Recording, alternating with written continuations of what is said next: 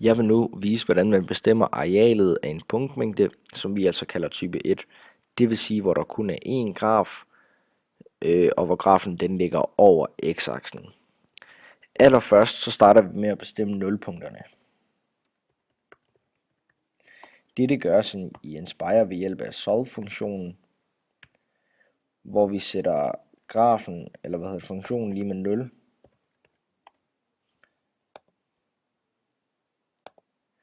Her får vi altså to nulpunkter, som altså er første koordinat til skæringen til grafens skæring med x-aksen. Disse to nulpunkter kan vi også finde på selve grafen ved at trykke undersøg graf og markere nulpunkt, så man ikke lige kan se billedet her.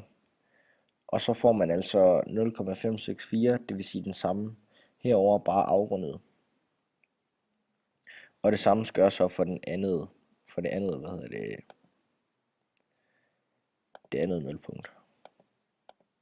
Og her får vi det altså til at være 4,44, det vil sige det samme, som vi fandt ud af lige før ved hjælp af solve-funktionen, bare afrundet os. Herefter markerer vi, dette nulpunkt, det laveste nulpunkt, altså 0,564, det bliver så den nedre grænse i det bestemte integral, som vi kommer til at regne ud om lidt. Det vil sige, at den definerer altså til at være a. Og her bruger jeg altså det eksakte tal, som jeg fandt ud af lige før, for at gøre udregningen mere præcis. Sådan, så er den defineret.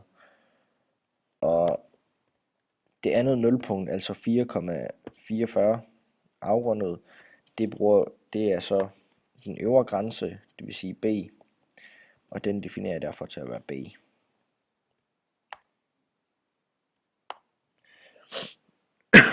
Herefter sætter jeg de to, den øvre grænse og den nedre grænse ind i det bestemte integral her. Det vil sige, b skal herop, og a skal herned. Og så sætter vi funktionen ind her, og skriver dx. Dette giver altså et areal på 19,3649, det vil sige 19,4 afrundet. På samme måde kan vi finde arealen for punktmængden herover ved at højreklikke på grafen, tryk undersøg graf og tryk areal af området. Her vælger vi x-aksen som den anden graf. Vi laver afgrænsningen til at være afgrænset af de to nulpunkter her. Og her får